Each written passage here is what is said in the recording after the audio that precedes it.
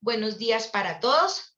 Frente a la ley de las 12 tablas, nos correspondió la tabla número 12, la cual contiene una serie de temas importantes para nuestra legislación actual.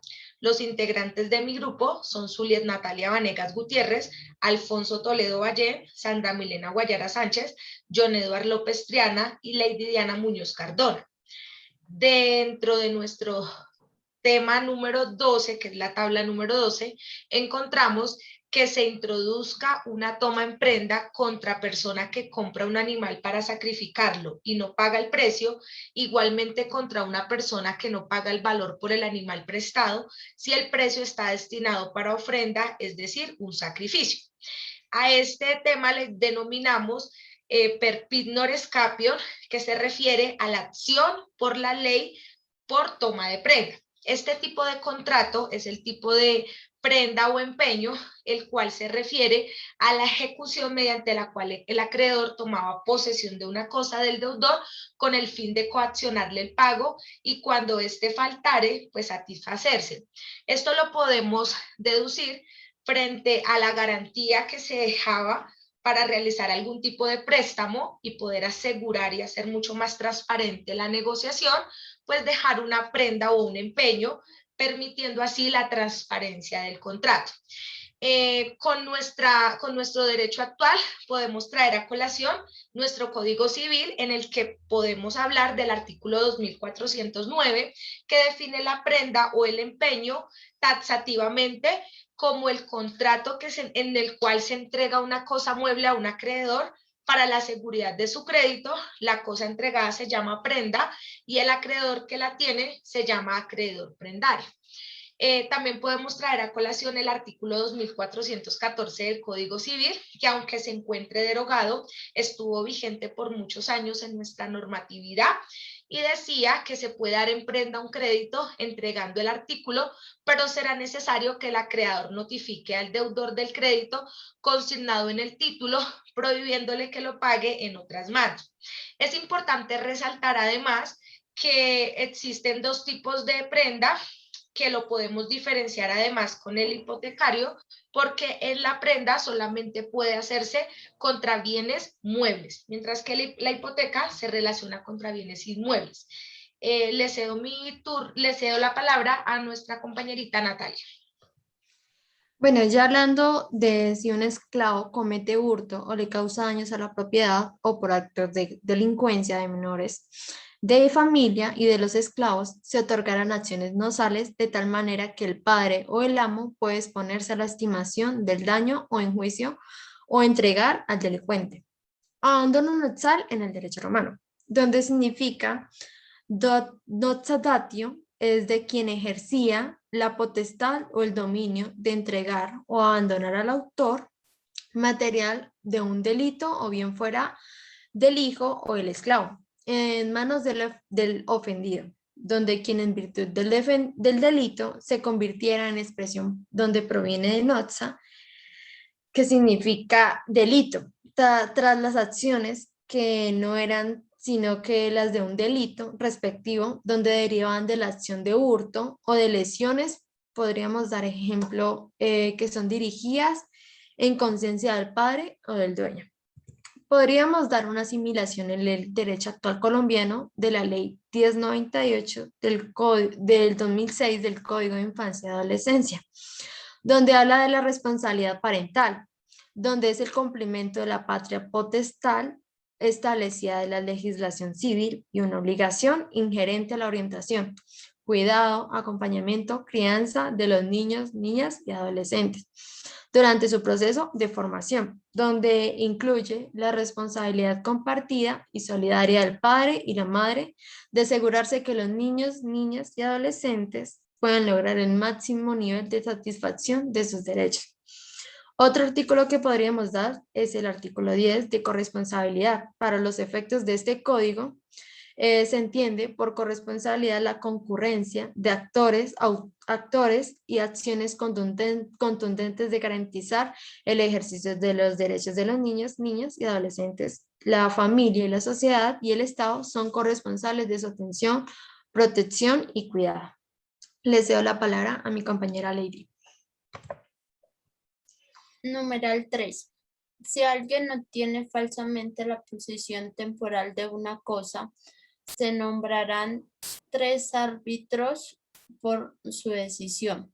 El otro será condenado a resarcir el daño pagando el doble de los frutos. ¿Cuál es la diferencia entre arbitraje y adjudicación?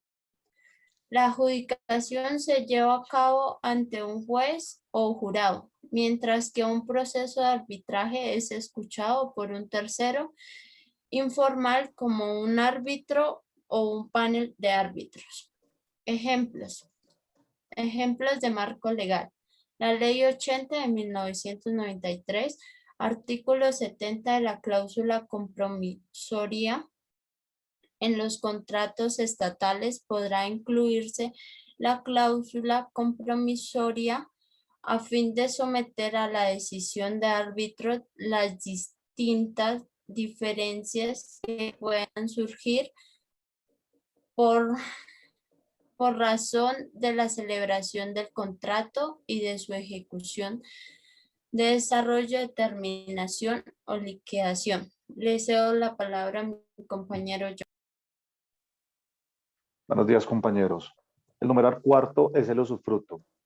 Y es que el usufructo nace del antiguo derecho romano y de allí proviene esta figura jurídica.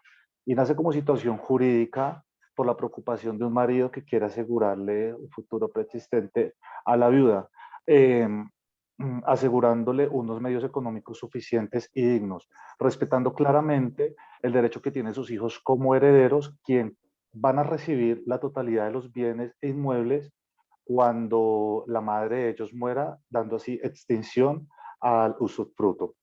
La palabra usufructo viene del latín usufructus, que es un derecho real que tiene toda persona denominada usufructuario a gozar y a disfrutar de un bien, sea mueble o inmueble. Las clases del usufructo que existen es simple, que es cuando la propiedad la disfruta una única persona. Usufructo múltiple, que es cuando la propiedad la disfrutan varias personas. Usufructo parcial, que es cuando el usufructuario solo disfruta y goza de una parte del bien. También tenemos el usufructo total, que es cuando la persona disfruta de la totalidad del bien. El usufructo legal, que es aquel que es impuesto por mandato legal. Y por último, el usufructo voluntario, que es cuando se realiza a través de un acto de voluntad. Un claro ejemplo de estos es un testamento. ¿Cuáles son los derechos del usufructuario?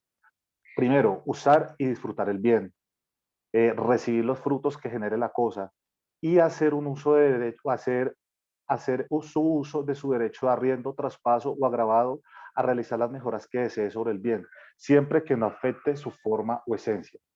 Las obligaciones del usufructuario es preservar la forma y la sustancia del bien, es decir, no dañarlo ni destruirlo. También realizar un inventario antes de empezar a usufructuar la cosa. Y si fue pactado, devolver el bien una vez finalice el usufructo.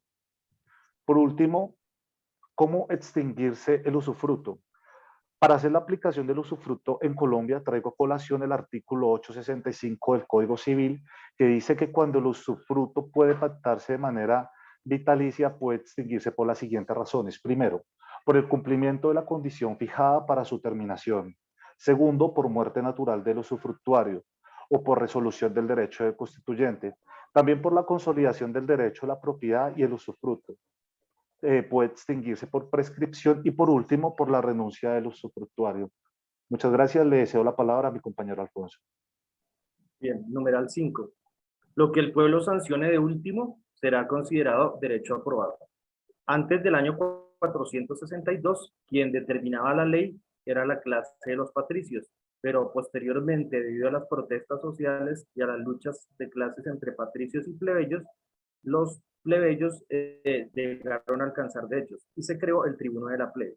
Entonces, una vez creado el tribunal de la plebe, el derecho se convierte en derecho positivo y las 12 tablas determinan una división entre dos tipos de derecho. Por un lado, el derecho público y el derecho privado. El derecho público, la competencia era regular las relaciones entre los ciudadanos y el Estado y las relaciones entre las instituciones estatales, mientras que el derecho privado regulaba las relaciones entre los ciudadanos. La influencia que tiene esta clasificación para el derecho romano es evidente. En Colombia, pues existe una división entre el derecho público y el derecho privado, y a su vez cada una de ellas presenta unas subdivisiones. A saber, entonces, para el derecho público le compete el derecho internacional público, el derecho procesal, el derecho constitucional, el derecho administrativo, el derecho electoral y el derecho penal. Mientras que para el derecho privado, la subdivisión le corresponde al derecho civil, el derecho internacional privado y el derecho mercantil. Bueno, esa es, digamos, es toda la exposición de la tabla número 12. Muchas gracias por su atención.